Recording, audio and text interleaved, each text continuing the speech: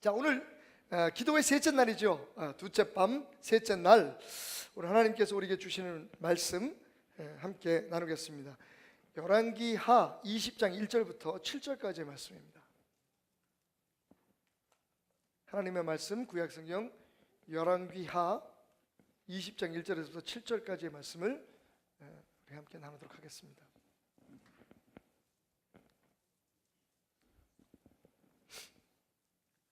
제가 봉독합니다. 그때 히스기야가 병들어 죽게 되매 아모스의 아들 선지자 이사야가 그에게 나와서 그에게 이르되 여호와의 말씀이 너는 집을 정리하라 내가 죽고 살지 못하리라 하셨나이다. 히스기야가 낯을 벽으로 향하고 여호와께 기도하여 이르되 여호와여 구하오니 내가 진실과 전심으로 주 앞에 행하며 주께서 보시기에 선하게 행한 것을 기억하옵소서 하고 히스기야가 심히 통곡하더라. 이사야가 성읍 가운데까지도 이르기 전에 여호와의 말씀이 그에게 임하여 이르시되 너는 돌아가서 내 백성의 주권자 히스기야에게 이르기를 왕의 조상 다윗의 하나님 여호와의 말씀이 내가 내 기도를 들었고 내 눈물을 보았노라. 내가 너를 낫게 하리니 내가 3일 만에 여호와의 성전에 올라가겠고 내가 내 날에 15년을 더할 것이며 내가 너와 이 성을 아수르 왕의 손에서 구원하고 내가 나를 위하고 또 내 종 다윗을 위함으로 이 성을 보호하리라 하셨다 하라 하셨더라. 이사야가 이르되 무화과 반죽을 가져오라 하매 무리가 가져다가 그 상처에 놓으니 나으니라. 아멘. 오늘 말씀의 제목입니다. 함께 따라해 봅시다. 응답받는 기도 영순이. 오늘 이 말씀을 통해서 하나님의 응답이 완전하게 보장된 응답받는 기도 영순이의 기도에 대해서 함께 배워보도록 하겠습니다. 이 사냥이 서툴러서요 항상 배가 고픈 늑대 한 마리가 있었습니다. 산에서는 참 사냥을 하기가 어려운 거예요. 그래서 마을로 먹이를 찾으러 용기를 내서 내려갔습니다. 그런데 그날따라 너무너무 운이 좋았던 거예요. 마을로 내려가는 길목에서 양 한 마리를 만났는데 이 양이 새끼 2마리를 끌고 있습니다. 새끼를 이끌고 있는 어미 양을 사냥하는 것은 사냥에 미숙한 늑대로서도 불가능한 일이 아니었죠. 야, 이게 웬일이냐? 늑대가 그 양을 잡았습니다. 어미 양을 잡으니까 새끼 양 2마리까지 함께 잡힌 거죠. 한꺼번에 개를 탄 겁니다. 그래서 내가 오랫동안 사냥을 못해서 배가 고파 죽겠는데 이제 너희 3마리를 모두 잡아먹겠다. 그랬더니 이 어미 양이 새끼들을 한번 보더니 늑대님이 그렇게 배고프셔서 우리를 잡아먹겠다고 하면 어떻게 하겠습니까? 그런데 제가 원래 교회를 다니는 양이거든요. 죽기 전에 딱 한 번만 기도할 수 있는 기회를 우리에게 허락해 주십시오. 마침 우리 목자님이 세워놓으신 십자가가 저기 있으니 그 십자가 위에서 마지막 우리 자녀들을 위해서 기도하고 제가 기꺼이 늑대님의 밥이 되겠습니다. 늑대가 생각해 보니까 자기 스스로 잡혀주겠다는데 반항도 안 하고 그래? 내가 아무리 싸나운 늑대지만 그거 하나 소원 못 들어주겠니? 가서 기도하거나 내가 옆에서 지켜보고 있다 절대로 도망갈 생각하면 안 돼. 늑대 3마리가 십자가 밑에 가더니 기도하기 시작했습니다. 제가 늑대 3마리라 그랬나요? 양 3마리가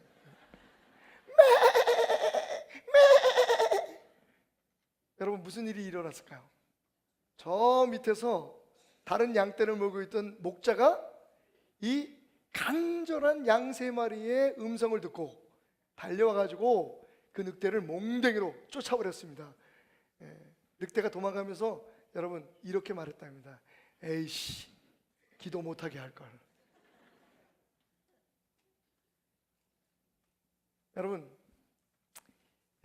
양의 울부짖는 소리를 듣고 목자가 달려온다면 우리의 기도를 듣고 하나님께서 얼마나 신속하고 얼마나 확실하게 우리를 도와주시겠습니까? 기도해 보기 전에는 다 했다는 말 하지 마십시오. 그리고 기도하면서 눈물을 흘리지 않고는 내가 진실된 기도를 드렸다고 말하지 마십시오. 오늘 여기 하나님 앞에 그 생명을 놓고 기도하는 히스기야라고 하는 왕을 우리가 만납니다. 히스기야 왕은요, 혹시 그가 메시아가 아닐까? 하늘로부터 이스라엘 백성들을 구원하기 위해서 올 메시아를 기다리고 있던 이스라엘 백성들이요, 메시아 1순위가 누구였냐면 다윗이었습니다. 역사 속에서. 그리고 메시아 2순위가 히스기야였어요. 그때는 아직까지 예수님이 오시지 않을 때니까. 왜냐하면 그만큼 다윗과 히스기야가 모든 면에 있어서 아주 뛰어난 지도자들이었고, 그리고 영적으로도 큰 능력을 가지고 있는 사람들이었다는 것을 뜻합니다. 그런데 그 히스기야가 죽게 되었습니다. 오늘 말씀 보니까 하나님께서 이사야 선지자를 보내서 네가 이제 병들어 죽게 되었으니, 네가 지금 앓고 있는 병은 죽을 병이니 빨리 네 집을 정리하라 라고 말했습니다.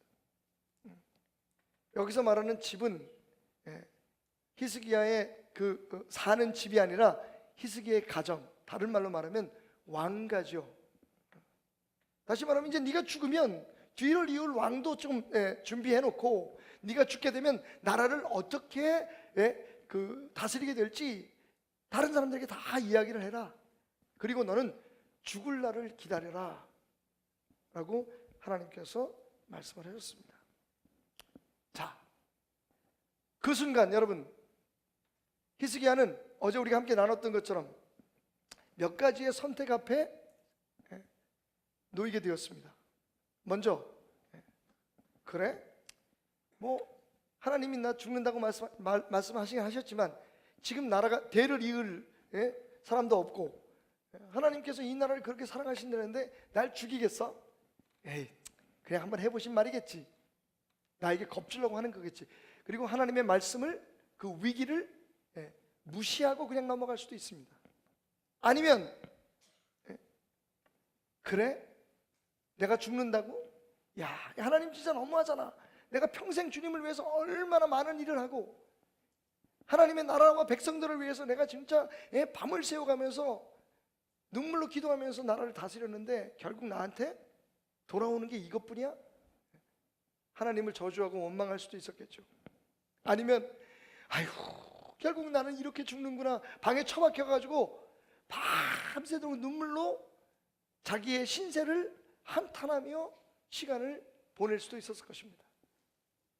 그런데 오늘 중요한 건요, 히스기야는 무엇을 선택했냐면 바로 하나님 앞에 기도를 드릴 것을 선택했습니다.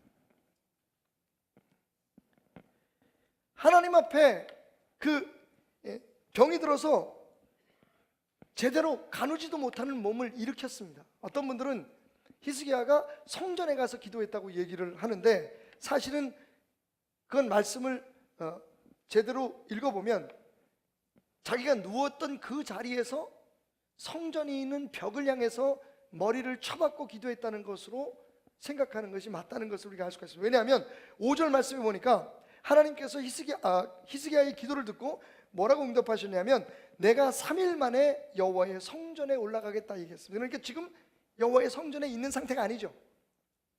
그러니까 누워 있는데 아마 이사야 선지자가 왔으니까 간신히 몸을 일으켰겠죠. 제가 이제 보통 병든 사람들의 그런 그 가정의 신방을 갈 때를 생각해 보면 아마 이사야 선지자가 그렇게 얘기했을지도 몰라요. 왕이시여, 괜히 힘든데 애쓰고 일어나지 마시고 그냥 누워 계십시오. 그러면서 침울한 그런 어조로 말했겠죠. 사실 이렇게 아파하시는 왕 앞에 제가 더 충격적인 이야기를 들려드리기 위해서 왔습니다. 죄송합니다. 그런데 하나님의 말씀이니 어떡하겠소? 당신은 죽습니다. 이제 얼마 남지 않았으니까 빨리 모든 것을 정리하시오. 그 얘기를 듣고 난 후에 히스기야는 어떻게 했느냐? 있는 힘을 다해서 자리에서 몸을 일으켰습니다. 그리고 벽에다가 낯을 향하고 기도를 했다고 얘기를 합니다. 우리가 흔히 생각할 때는 그냥 벽을 향해서 이렇게 주저앉아서 세상을 등지고 벽을 바라보고 기도했을 것이다 라고 생각할 수 있지만, 사실 저는요, 이 말씀을 보면서 뭘 생각했냐면, 지금도 이스라엘에 가면 통곡의 벽이라고 있습니다. 그 통곡의 벽에서 이스라엘 사람들이 기도하는 모습을 보면 참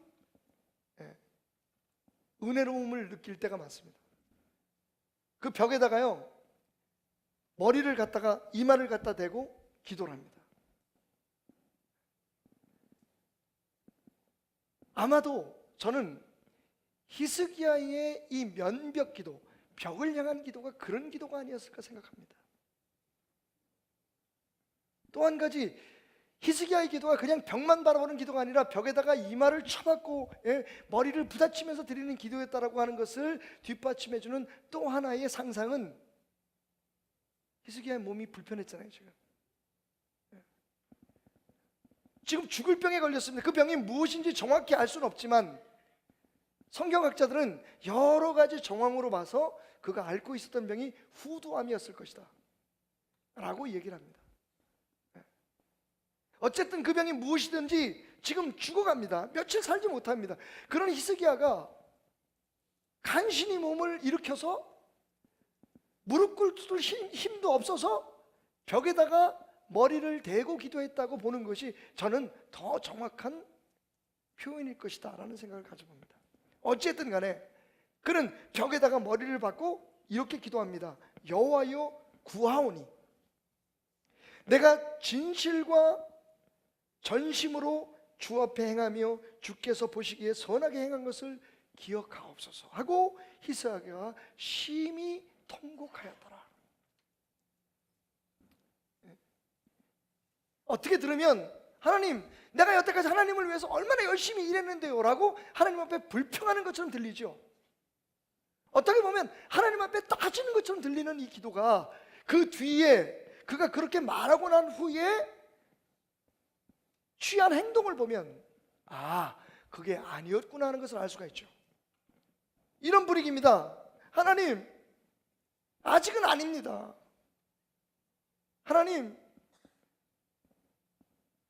만약 저를 살려주셔야 될 어떠한 그런 이유도 찾으실 수 없다면, 과거에 제가 주님을 위해서, 그동안 제가 주님을 위해서 얼마나 열심히 하나님의 뜻을 이루기 위해서 애썼는지 그것만이라도 기억해 주십시오. 그리고는 그 다음의 말을 잊지 못하고 통곡을 합니다. 너무 울기 시작했다는 거죠.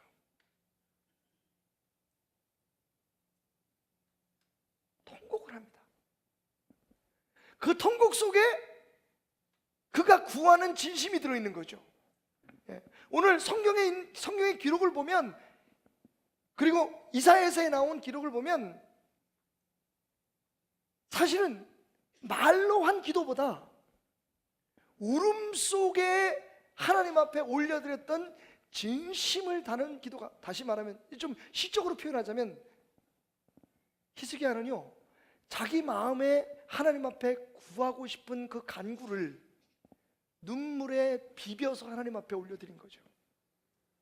그런데 참 놀라운 것은 하나님께서 뭐라고 말씀을 하시냐면, 이사야가 이제 히스기야에게 그 말을 하고, 히스기야가 기도를 시작한 것을 보고 나왔는지 안 보고 나왔는지 모르지만, 이사야가 그 히스기야의 그 병실에서 와서 이 성읍을 지나서 자기의 처소로 가기 위해서 성읍을 통과하고 있을 때, 그 가운데까지도 오기 전에, 다시 말하면 성읍의 반도 통과하기 전에 하나님께서 그를 불러 세우십니다. 이사야야, 거기 서! 예, 하나님. 이사야가 얼마나 지금 마음이 상했을까요? 왕이잖아요. 그 보통 왕이 아닙니다. 이스라엘의 하나님에 대한 신앙을 회복시키기 위해서 목숨을 걸었던, 종교 개혁을 이루었던 왕이거든요.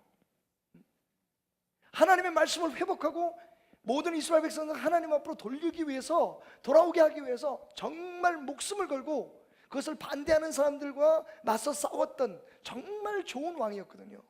그뿐만 아니라 적군의 공격에서 작은 이스라엘이었지만, 아직은 힘이 없는 이스라엘이었지만 그 나라를 지켜냈던, 기도로 지켜냈던 왕이었거든요.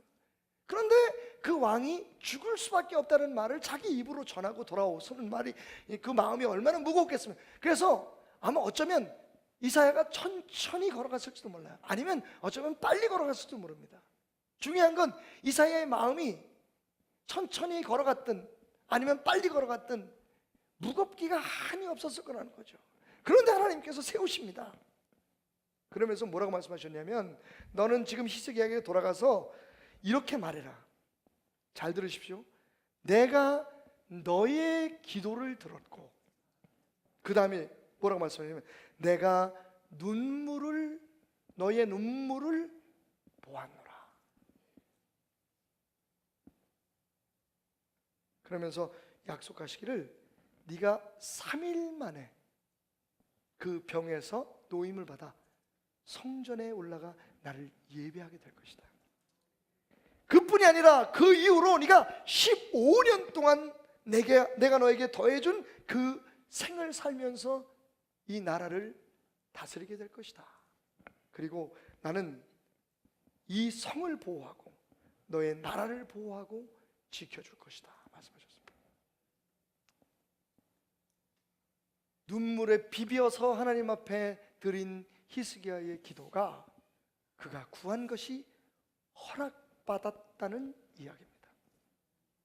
자, 그런데 왜 제가 이것을 하나님이 들으시는 기도, 영순이라고 말씀드렸을까요? 영순위는 뭡니까 여러분? 절대로 순위가 바뀔 수 없는 걸 말합니다. 왜 1순위가 아니고 영순위일까? 여러분, 1순위는 바뀔 수 있습니다. 제가 연애하고 결혼했을 때 제 삶의 1순위는 김정혜였습니다.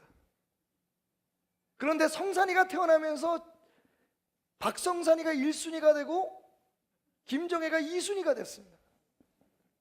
그러더니 은지가 태어나면서 박은지가 1순위가 되고 박성산이가 2순위가 되고 김정혜는 3순위가 되었습니다.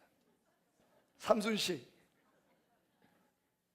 그냥 예를 들려고 하는 거죠. 그러니까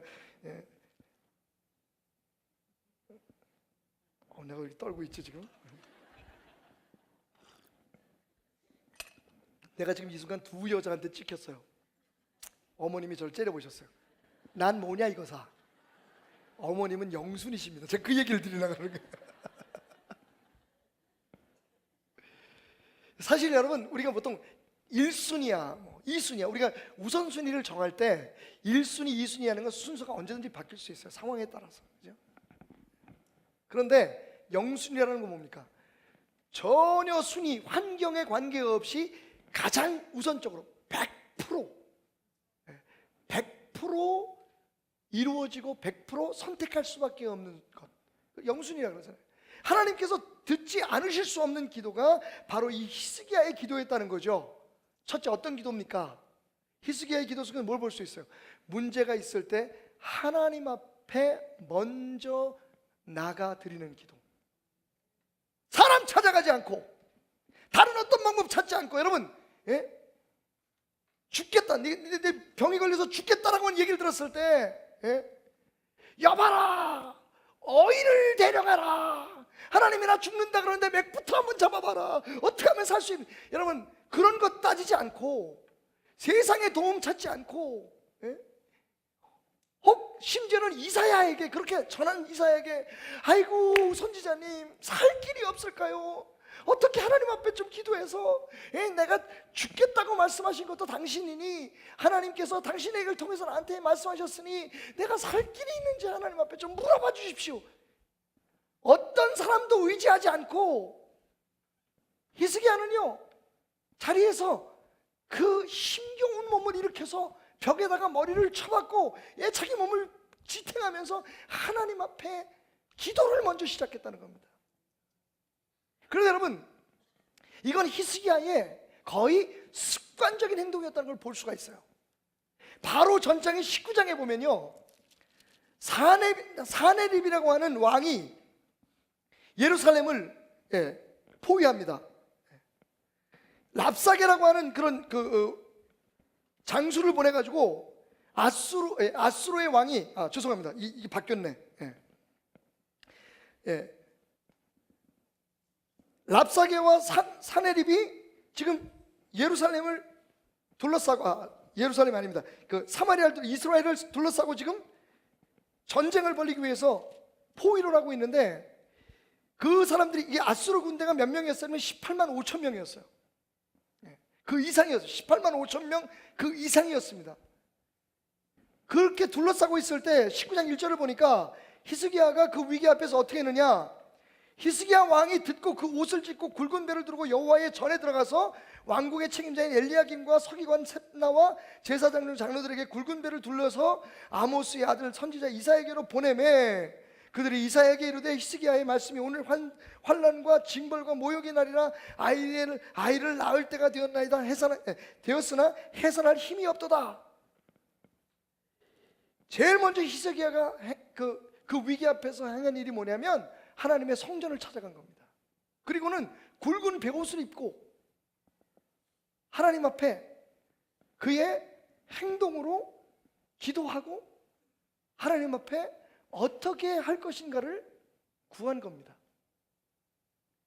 사실은 오늘 히스기야가 죽을 수밖에 없는 병에 걸렸다라고 하는 사형 선고를 받았을 때 일어나서 기도부터 하기 시작한 건 이건 항상 그가 위기를 만났을 때 해왔던 패턴이었다는 거죠. 오늘 저는 여러분에게 굉장히 기도에 대해서 중요한 응답받는 기도의 중요한 진리를 하나 알려드리려고 합니다. 여러분들은 깊은 기도가 더 하나님 앞에 잘 응답받는다고 생각합니까? 아니면 자주 하는 기도가 하나님 앞에 응답받는다고 생각합니까? 좀 표현이 이상한가요? 어떤 문제가 있을 때마다 하나님 앞에 와서 간절히 하는 기도가 하나님 앞에 더 잘 받아들여질까? 아니면 습관적으로 항상 짧게라도 기도하는 그 기도가 하나님이 더 기뻐하실까? 여러분 정말 그렇게 생각한다면 여러분의 기도의 습관은 완전히 바뀌어야 합니다. 저는 어떻게 생각하냐고요? 저는 항상 기도하는 습관이 하나님 앞에 더 잘 받아진다고 생각합니다. 성경이 그렇게 얘기하고 있어요. 그죠? 물론 성경에는 환난 날에 부르짖어라, 긴급한 기도가 필요할 때가 있다는 것을 우리에게 말하고 있습니다.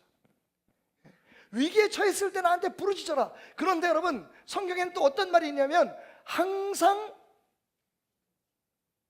기뻐하라, 쉬지 말고 기도하라, 범사에 감사하라. 근데 그 다음이 중요해.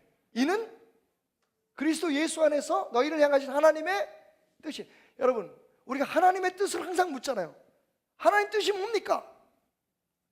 하나님 뜻이 여기 있습니다. 그게 뭡니까? 항상 기뻐하고 쉬지 말고 기도하고. 오늘 우리의 주제가 기도니까 그럼 기도에만 초점을 맞춥시다. 어떻게 기도하라고요?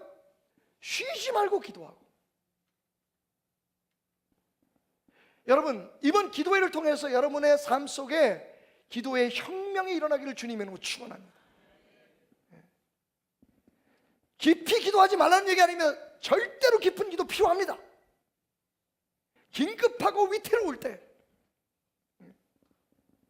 정말 우리의 모든 것을 다 쏟아서 기도할 필요가 있습니다. 그래서 예수님이 말씀하시기를 기도와 금식 외에는 이러한 유의 일이 일어날 수 없다. 귀신을 쫓고는 어린아이에게 덮여있는 귀신을 쫓고난 후에 예수님께서 제자들에게 하신 말씀이에요. 금식하고 기도하면 이런 일이 벌어질 거다. 여러분 금식은 정말 금식 기도는 기도 중에 가장 깊은 기도입니다. 내 생명을 내놓고 하는 기도 아니에요. 지금은 그 금식 기도가 많이 변질됐습니다만 사실 원래 금식 기도의 진정한 의미는 내 생명을 내놓는 거예요. 나 아무것도 먹지 않겠습니다. 나 아무것도 마시지 않겠습니다. 하나님 아니면 내가 이 문제를 하나님이 해결해 주지 않으면 나 살 수 없습니다. 나 안 살겠습니다. 사실은 그건 하나님 앞에서 내 죽음을 선포하는 거거든요. 그러니까 그런 기도가 얼마나 힘이 있고 능력이 있는지 분명히 예수님은 우리에게 가르치고 계십니다. 그런데 그런 기도에만 익숙해지는 것이 문제라는 거죠. 그렇게 문제 있을 때만 하나님 앞에 가서 매달리고 문제가 없을 때는 기도가 영적인 호흡이라고 말하면서 그 기도 자체를 잊고 사는 것이 문제라는 겁니다. 저는 제일 좋은 기도는 자주 드리는 깊은 기도예요. 하지만 지금 우리의 형편에서 만약 여러분들에게 권면을 한다면 여러분 늘상 기도하는 사람이 되시길 주님으로 축원드립니다. 무슨 문제가 있으면 기도부터 할 수 있는 습관이 아주 몸에 밴 예수님처럼 습관적으로 기도할 수 있는 사람들이 되시길 주님으로 축원드립니다. 일이 없으면 일이 안 생기게 해달라고 기도하시는 분들이 되시길 바랍니다. 그러다가 정말 내 삶에 어떤 문제가 생기면, 희숙이 같은 문제가 생기면 그때 가서는 진짜 목숨 걸고 하나님 앞에 깊은 기도를 드릴지라도 평소에 기도하지 않다가 갑자기 기도하는, 그래서 기도가 힘든 겁니다. 여러분 숨 쉬는 게 힘들어지시면 어떻게 되죠? 빨리 병원에 가셔야 됩니다. 어느 날 내 심장이 뛰고 있다는 건 심장 소리가 들려? 빨리 병원 가셔야 됩니다. 사실 심장은 계속 뛰고 있지만 우리가 그 심장 뛰는 것을 느끼지 못할 만큼 자연스럽게 심장이 뛰어야 되는 거죠. 호흡도 마찬가지죠. 호흡이 왜 이렇게 숨 쉬는 게 힘들지? 왜 숨 쉬는 게 가쁘지? 여러분 건강에 확실한 문제가 생긴 거거든요. 우리가 기도를 호흡이라고 말한다면 기도가 힘들어진다는 건 문제가 있다는 거예요. 그건 여러분의 영혼이 지금 병들어 있다는 겁니다. 하나님과의 관계가 지금 원활하지 못한다는 거예요. 저는 오늘 우리 베델교회 신실한 성도들, 정말 하나님으로 말미암아 살고 하나님의 능력으로 모든 삶에 승리하기를 원하는 여러분들에게 이렇게 도전합니다. 기도를 습관화하십시오. 습관화라 그러니까 타성을 생각하지 마시고, 기도 없이는 아무것도 결정하지 말고, 기도 없이는 아무것도 시작하지 말고, 기도 없이는 아무 문제도 풀지 말고, 기도 없이는 아무것도 선택하지 말고, 기도 없이는 살 수 없다라는 생각으로 완전히 새롭게 무장하시길 주님의 이름으로 축원드립니다. 이 히스기야의 이 면백 기도가 그냥 나온 게 아니라니까요.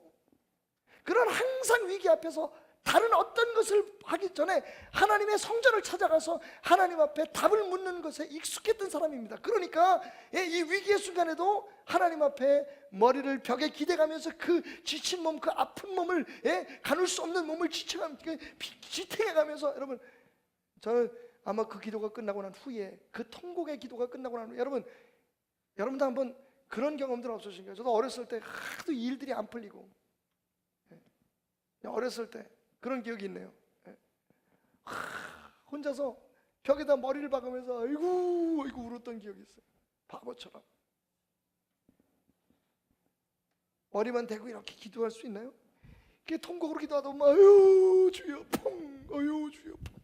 머리를 박으면서 기도했다는 건 그만큼 절실했다는 거예요. 그런데 그 기도가 그냥 나온 게 아니라는 거예요.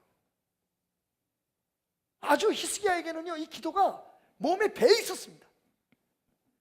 그래서 아까 말씀드렸던 그 사나리과 랍사기의 사건이 있을 때, 그 예루살렘 그 이스라엘의 수도가 포위당했을 때 그 상황에서 어떤 일이 벌어지냐면 아침에 일어나니까 18만 5천 명이 다 죽어 있어요. 할렐루야.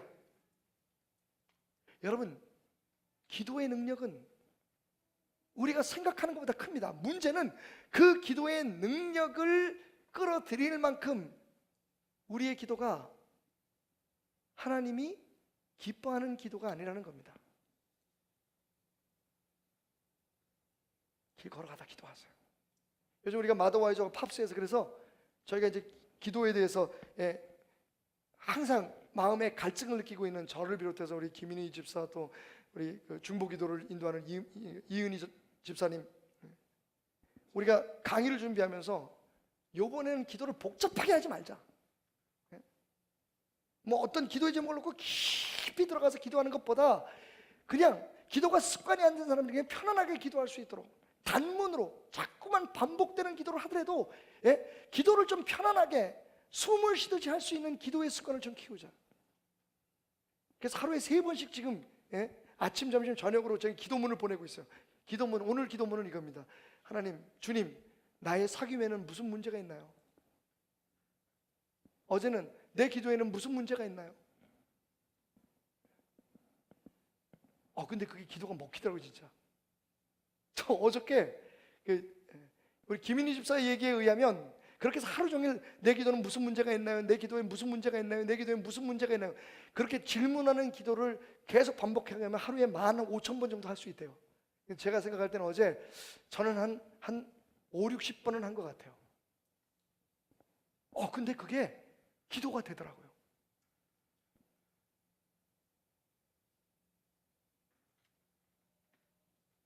제가 지난 수요일 날에는 타교에서 오는 사람들이 꽤 많습니다. 마도와이자 25명 정도, 거의 30명에 육박할 정도 타교에서 오니까 거의 반에 육박합니다.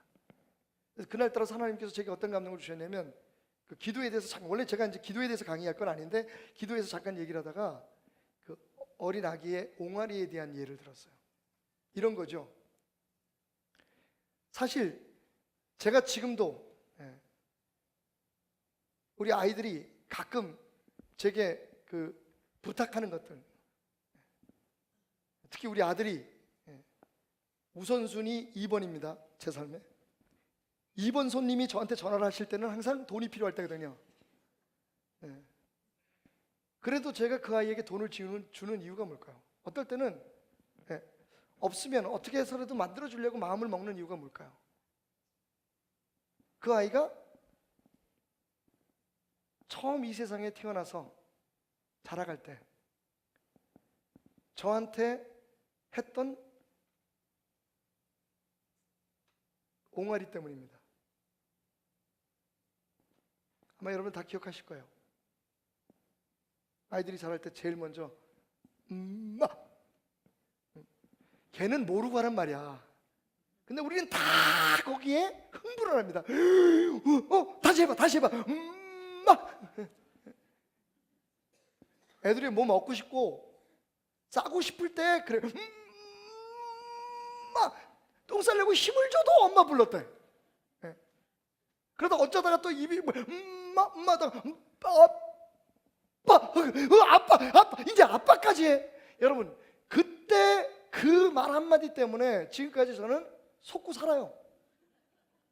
그 다음에 뭘 해달라든지 사실 기도는 그 첫 옹알이가 중요한 거죠. 그런데 똑같은 부탁을 옆집 아이가 저한테 와가지고 목사님 저 학비 좀 대주세요. 많이 생각할걸요? 제 아들이 얘기하면 혹시 그래? 그럼 언제까지 해야 되는데? 이렇게 먼저 얘기하죠. 내가 주려는 마음으로 얘기하는데 옆집 아이가 왜 내가 너한테 돈을 줘야 되는데? 라고 생각을 할 거예요. 왜? 그 아이가 나한테 했던 그 생애 첫 마디 때문에 아빠, 엄마. 그 얘기는 뭡니까? 그 아이가 내 아이라는 것이 분명하기 때문이죠. 사실은 진짜 깊은 기도는 그런 기도 같아요. 이렇게 항상 몸에 배있고 항상 당연히 어떤 문제 앞에서든지 어떤 상황 앞에서든지 먼저 가장 영순위로 선택하게 되는 바로 그 기도가 하나님이 응답하시는 기도의 영순위가 될 수밖에 없다는 거죠. 그리고 그런 기도는요, 오늘 히스기야가 기도한 내용을 담고 있는 3절에 보면 여호와여 구하오니 내가 진실과 전심으로 주 앞에 행하며 주께서 보시기에 선하게 행한 것을 기억하옵소서. 그리고 하나님 앞에서 히스기야가 통곡을 했습니다. 여러분, 자, 문제가 생겼을 때 하나님을 먼저 찾아가서 기도를 선택했다는 것도 중요하지만 그가 기도를 선택한 이유도 또 중요합니다. 지금 히스기야의 통곡하는 게, 자기의 생명을 내어놓고 기도하는, 어차피 죽을 거니까 마지막으로 내가 바랄 것은, 내가 향할 것은 주님밖에 없다, 여호와밖에 없다라고 생각하고 기도하는 히스기야의 기도에는 어떤 의미가 담겨있냐, 어떤 뜻이 담겨있냐면요, 하나님이 나를 살려줄 수 있다라고 하는 의심조차 하지 않는 완벽한 신앙이 있었다는 거예요. 그죠?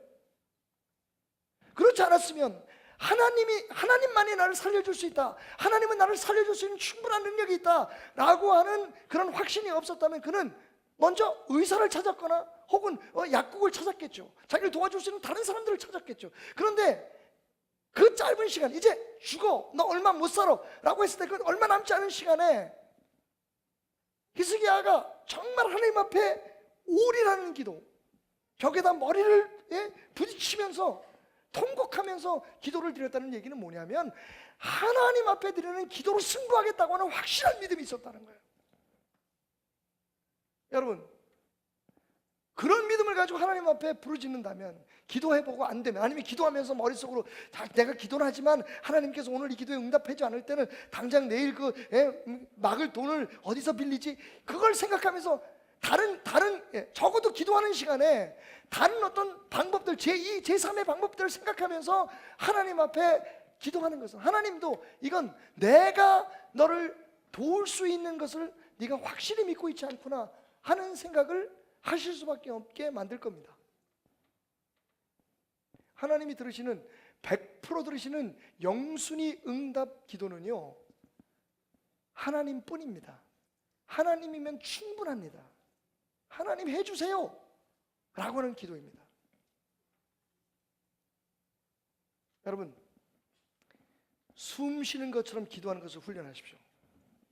그리고 기왕 기도할 것, 여러분 아까 말씀드린 것처럼 눈물을 흘리지 않고 기도했다는 말 하지 마십시오. 물론 내가 슬퍼서 울기도 하고 하나님 은혜에 감격해서 울기도 하지만, 여러분 정말 힘을 다해서 기도하면 눈물 납니다. 힘들어서라도 눈물이 나죠. 다른 말로 말하면 하나님이 정말 마지막인 것처럼, 하나님이 정말 이 문제를 해결해 줄 수 있는 유일한 분인 것처럼 그분만을 붙들고 기도하는 그런 기도가 하나님 앞에 상달된다는 겁니다. 마지막 세 번째는요, 하나님은 기도를 들으실 뿐만 아니라 우리의 기도를 보신다는 걸 기억하십시오. 하나님 앞에 보여지는 기도가 중요합니다. 이게 무슨 말일까요? 아까 5절에서 말씀드렸죠. 하나님이 뭐라고 말씀해요? 내가 너의 기도를 들었고 내 눈물을 보았다. 들었다고 하는 얘기는 히스기야가 하나님 앞에 아뢰고, 그리고 그 마음속에 생각함으로 하나님 앞에 드렸던 모든 간구를 뜻하는 것이라면, 하나님이 보셨다고 하는 것은, 내가 너의 눈물을 흘리는 기도를 보셨다는 것은 그 히스기야의 태도를 보셨다는 겁니다. 그죠? 얼마나 그가 간절히 기도했는지를 하나님께 보셨다는 거예요. 그래서 그렇게 네가 죽을 거라고 얘기했던 이사야가 그 성읍의 중간도 채 가기 전에 빨리 다시 되돌아가서 그에게 네가 구한 것이 허락받았다, 하나님이 너의 생명을 연장해 주신다고 한다 라고 구한 것을 허락해 주셨던 이유가, 하나님 앞에 그의 기도가 얼마나 진실되고 그의 기도가 얼마나 간절하고 무엇으로? 눈물로 보여드렸기 때문입니다. 벽에 머리를 향해서 세상의 모든 다른 방법은 다 끊고 하나님만을 향해서 하나님만 집중하면서 했던 그 기도를 하나님께서 보셨다는 겁니다. 여러분, 하나님은 우리의 기도를 들으실 뿐만 아니라 보십니다. 그러니까 오늘 우리가 이 자리에 나왔다는 것은 굉장히 중요한 일입니다. 할렐루야. 그리고 우리가 여기서 어떠한 마음으로 어떠한 태도로 기도하는 것, 이거 보십니다. 혹 기도의 자리에 나왔으니까 그래도 내가 이 자리를 어느 정도 지켜줘야지, 혹 여러분 가운데 그래도 내가 교회 직분자인데 내가 안 가면 그 체면이 있지. 여러분, 어떤 이유로 이곳에 나오실지라도 기왕 나와서 하나님 앞에 응답받기를 원한다면 하나님이 보시며 들으실 수 있는 진실된 기도를 드리시기 바랍니다. 길고 짧은 건 중요하지 않을 수도 있어요. 하지만 하나님의 마음속에 충분한 기도와 부족한 기도의 기준은 있습니다. 무슨 얘기인지 아시겠죠? 우리가 물질에 대해서 이야기할 때 마찬가지입니다. 하나님께서는 얼마 내느냐 중요한 게 아니다. 왜? 하나님이 돈이 없어서 우리에게 구하는 게 아니니까. 그러나 우리가 얼마 내는 건 형편에 따라서 다르지만 내가 낼 수 있는 만큼을 내느냐 아니면 인색하게 내느냐, 그거 하나님 아십니다. 무슨 얘기인지 이해 가십니까? 낼 수 있는데 안 내는 건 하나님이 아무리 많이 다른 사람보다 많이 냈어도 그건 많이 낸 거라고 안 보는 거죠. 그 증거가 뭐냐면 예수님께서 과부가 낸 헌금을 보시고 그랬잖아요. 자기가 가진 모든 것을 다 내었다. 여러분, 양으로 따지면 바리새인이 큰 소리치며 사람들에게 보라고 이렇게 자랑하면서 냈던 헌금에 비하면 터무니없이 작은 액수지만, 바리새인은 그보다 더 많은 돈을 가지고 있는 가운데 자기가 자랑할 수 있는 만큼의 액수를 냈고, 이 여인은요, 이 과부는 자기가 가지고 있는 전부를 다 내드린 거예요. 기도도 마찬가지죠. 제가 어제 여러분 기왕이면 끝까지 가봅시다 라고 말씀드렸다고 해서 부담 갖지 마십시오. 여러분, 빨리 가셔야 될 분은 빨리 가시는 게 좋습니다. 빨리 가서 또 우리가 기도하는 사람으로서 가정에 가서 또 좀 충실해야 되잖아요. 그죠? 저도 오늘 당장 이 예배가 끝나고 나면 장례식장을 또 갔다, 내일은 뭐 통시간이 안 나서 밤이라도 가서 문상이라도 하고 와야 제가 마음이 편할 것 같아서 많이 고민하다가 아내한테 얘기했습니다. 오늘 예배 끝나고 빨리 기도하고 우리가 빨리 가서 먼저 문상하고 새벽이 되도록 그렇게 오는 게 좋겠다.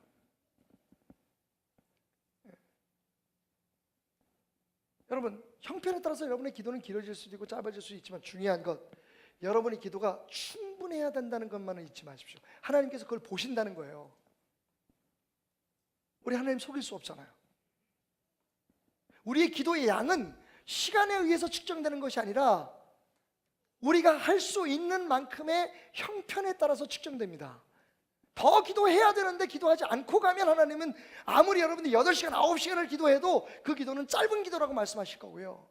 단 1분, 2분을 간절히 기도하고 갈지라도 그렇게 기도할 수밖에 없는 당신의 형편을 아시는 하나님은 그것으로 네가 할 수 있는 모든 기도를 다 했다고 인정하실 겁니다. 여러분, 우리 오늘 이 히스기야가 한 말 중에서 이 말을 기억하십시오. 내가 진실과 전심으로 주님 앞에 행했다. 진실은 truth죠. 전심은 wholeheart입니다. 내가 할 수 있는 한 다 했다는 겁니다.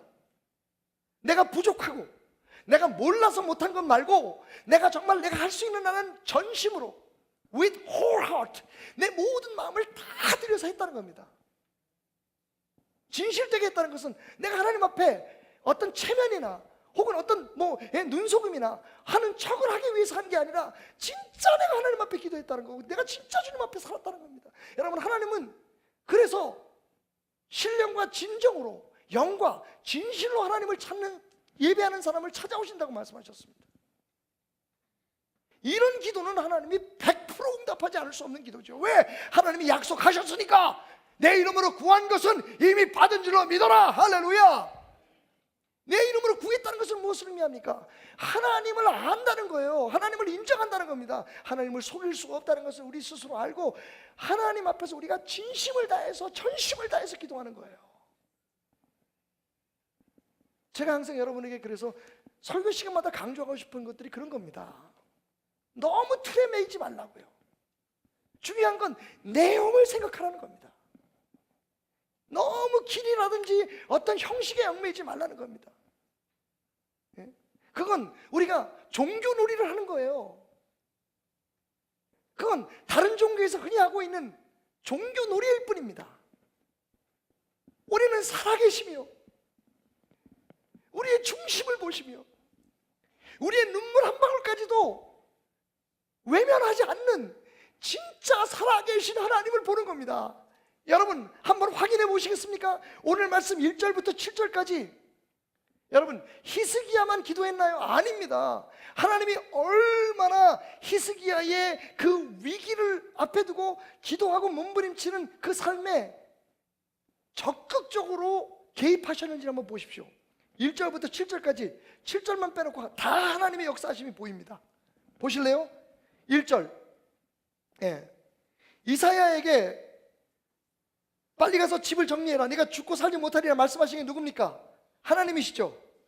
2절에 히스기야가 낮을 향하여 벽을 향하고 여호와께 기도하기 시작했습니다. 여기도 여호와의 이름이 나오죠. 자, 3절에 여호와여 구하오니 내가 진실과 자신을 중합해서 행하며 주께서 보시기에 선하게 행한 것을, 지금 히스기야가 여호와 하나님을 향해서 기도하고 있습니다. 그 기도를 들으신 분이 하나님이시라는 걸 알기 때문이죠. 4절 말씀에 여호와께서 이사야를 멈추게 하십니다. 5절 말씀에 보면 뭐라고 얘기하냐면, 너는 돌아가서 내 백성의 주권자 히스기야에게 이르기를 왕의 조상 다윗의 하나님 여호와의 말씀이 내가 내 기도를 들었고. 자, 여기서 여러분 중요합니다. 하나님이 언제부터 역사하셨다는 것을 알 수가 있죠? 2절부터 역사했다는 걸 알 수가 있어요. 왜? 분명히 하나님이 뭐라고 말씀하셨냐면, 내가 히스기야의 기도를 들었다 그러셨어요. 히스기야가 흘린 눈물을 보았다고 말씀하셨습니다. 그러니까 히스기야가 기도를 시작할 때부터 하나님은 보고 계셨던 거예요. 듣고 계셨다는 겁니다. 갑자기 하나님께서 가만히 너 죽어 그러고 떠나가셨다가 야, 내가 너 다시 살려줄 거야 이렇게 하신 게 아니라, 히스기야가 죽는다는 이야기를 들으는 순간부터 히스기야가 그것을 주님 앞에 기도로 해결하기 위해서 기도를 시작할 때부터, 히스기야가 눈물을 흘릴 때도 하나님은 계속 히스기야와 함께 하시고 히스기야의 삶에 개입하시고 히스기야의 기도를 들으시고 히스기야의 눈물을 받으시고 히스기야를 위해서 역사하고 계셨다는 겁니다. 지금도 마찬가지입니다, 여러분. 하나님이 역사하지 않으셔서 응답받지 못하는 게 아닙니다. 우리가 구하는 것이 하나님이 듣지 않으셔서 허락되지 않는 것이 아닙니다. 분명히 우리 기도에는 더 전진하고 더 성숙해야 되는 부분이 있습니다. 진짜가 기도가 되면 여러분, 한마디의 말도 하나님 버리지 않으십니다. 그만큼 기도를 듣기를 원하시기 때문입니다. 기도 아니면 살 수 없다는 것을 하나님은 이미 알고 계시기 때문입니다. 그냥 급할 때마다 전화해서 아빠 나 등록금 나 용돈 이렇게 얘기할지라도 하나님께서 들어주시는 이유는 우리가 그분의 자식이기 때문입니다. 그런데 하물며 아빠 엄마 보고 싶어요, 어디 계세요, 사랑해요, 수시로 입에 그 사랑을 담고 살아가는 자식들을 보면 하나님께서 얼마나 사랑해주고 싶겠습니까? 그래서 말씀하시잖아요. 너희가 구하기 전에 이미 알고 있는 하나님께서 구하기 전에 이미 알고 계신데 왜 안 주십니까? 만약 우리가 하나님 앞에 정말 습관적으로 하나님 앞에 정말 매일매일 순간순간 호흡을 쉬는 것처럼 하나님 앞에 사랑을 고백하고 하나님 앞에 우리의 구할 것을 작은 일 큰 일 모든 것을 상의하고 살아간다면, 그리고 우리의 한숨이, 여러분 우리가 어떤 위기에 처하게 되면, 어떤 무슨 일이 생기면, 물론 우리 예수 믿고 난 다음에 주여 하는 분들이 많지만 그 전에는 어떻게 했나요? 엄마, 그죠? 어디 가다가 돌뿌리에 딱 걸리면 제일 먼저 나오는 말이 뭐야? 아이 엄마, 아이고 애구머니야. 아빠 하는 사람은 별로 못 봤어. 사람들이 말하지 아버지의 은혜를 몰라. 요즘은 저도 무슨 이렇게 자동차 타고 가다 무슨 갑자기 깜짝 놀랄 일이 있어서 주여, 아버지 이 얘기가 많이 나오는데, 그전에는 위험할 때 엄마, 아이고 어머니, 이 말이 먼저 나왔다고요. 사실은 그 말 한마디도 네가 나를 찾고 있구나, 네가 나를 기다리고 있구나, 내가 너를 이 위기에서 건져줄 수 있는 그런 존재라는 것을 네가 인정하고 있구나. 이 기도는 우리가 정말 부르짖는 기도입니다. 그죠? 우리가 함께 모여서 절실하게 부르짖는 기도이고, 이 기도가 끝나고 난 후에도 여러분 끊임없이 주님과 대화하십시오. 주님께 연결되어 있는 방법은 기도뿐이 없습니다. 그리고 살기는 기도뿐이 없습니다. 기도는 호흡입니다. 기도는 모든 것을 가능하게 합니다. 심지어는요, 왼수 같은 사람을 용서할 수 있는 힘도 그게 내 능력이 아닙니다. 주님께서 용서할 수 있는 마음을 주셔야 되는데, 기도하는 사람이 용서할 수 있는 거예요. 그거 진짜 어렵더라고요.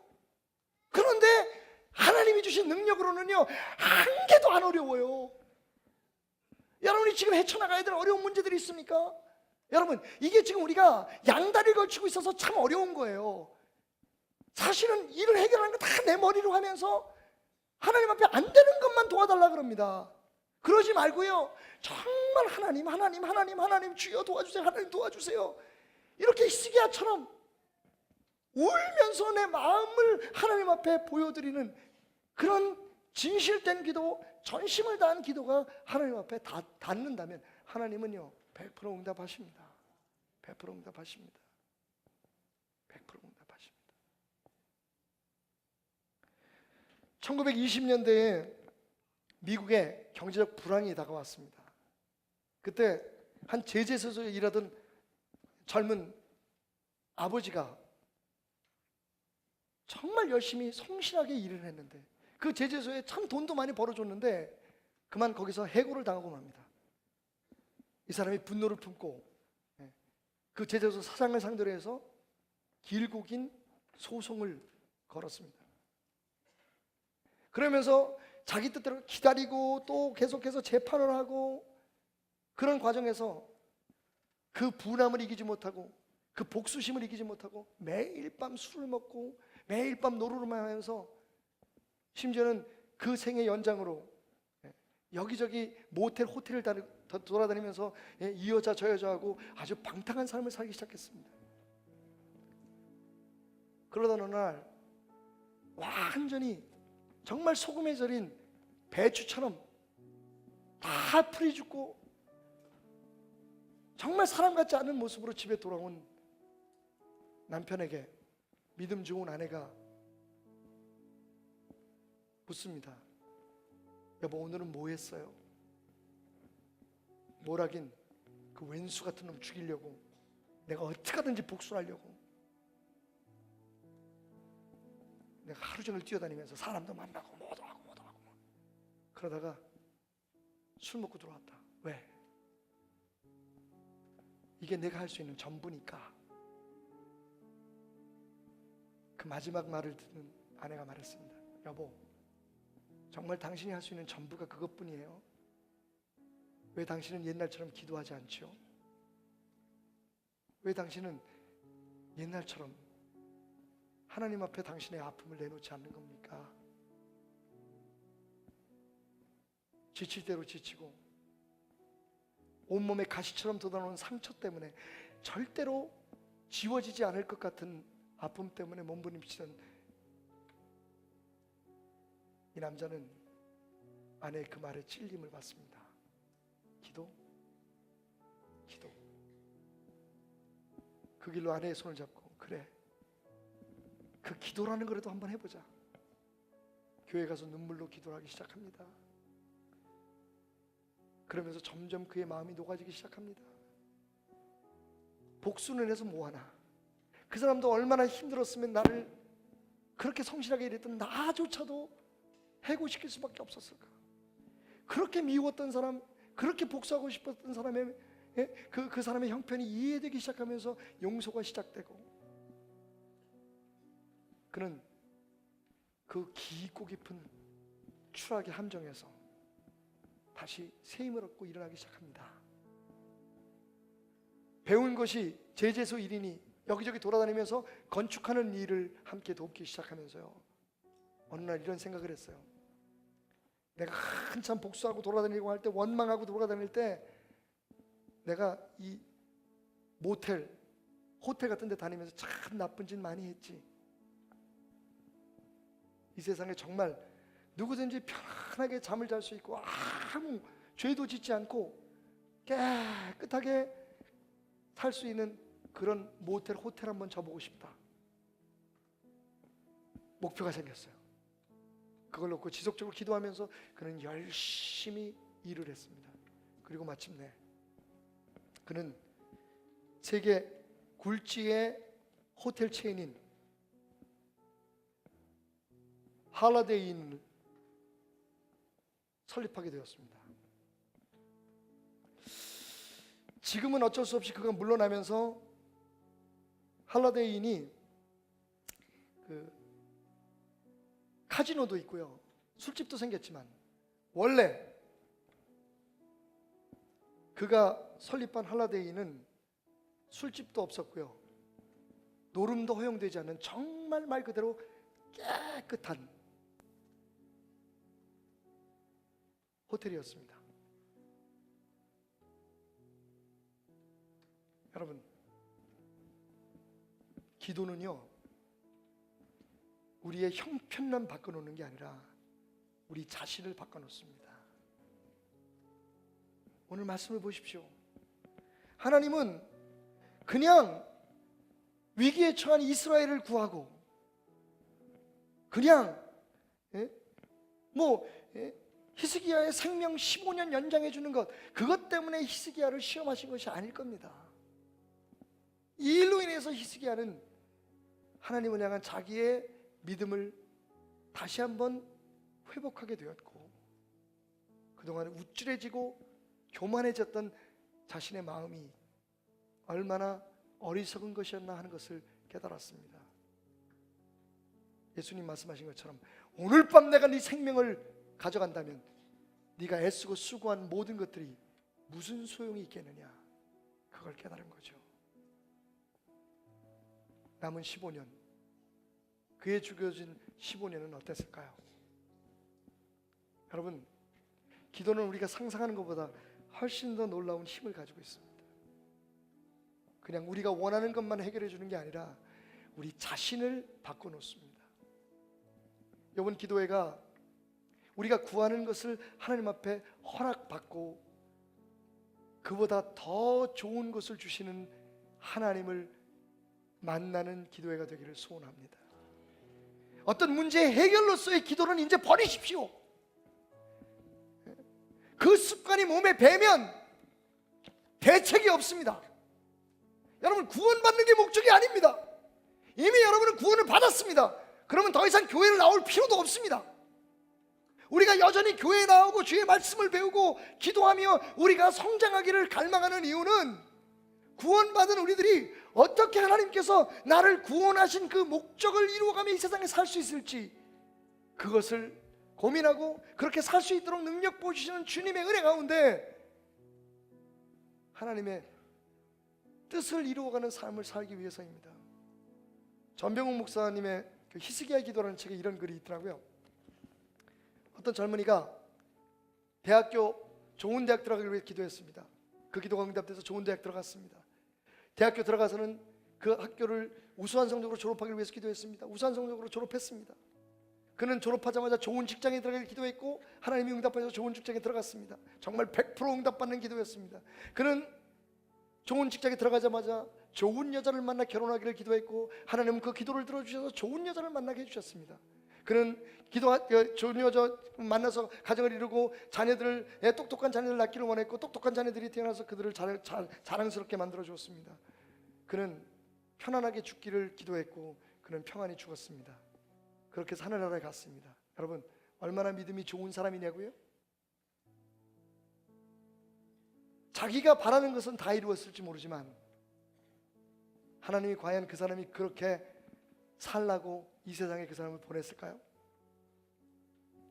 진짜 믿음은 목적을 찾는 겁니다.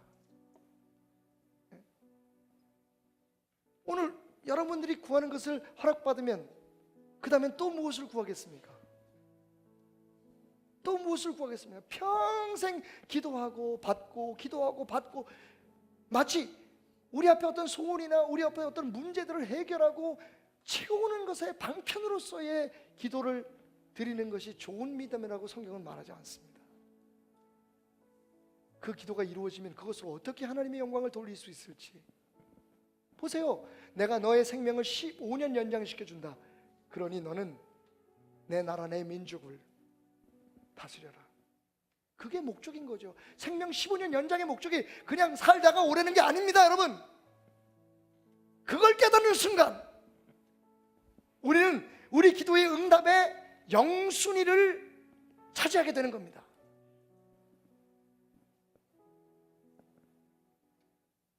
그걸 깨달은 순간에 하나님은 기뻐하시며 우리의 기도를 응답해 주십니다.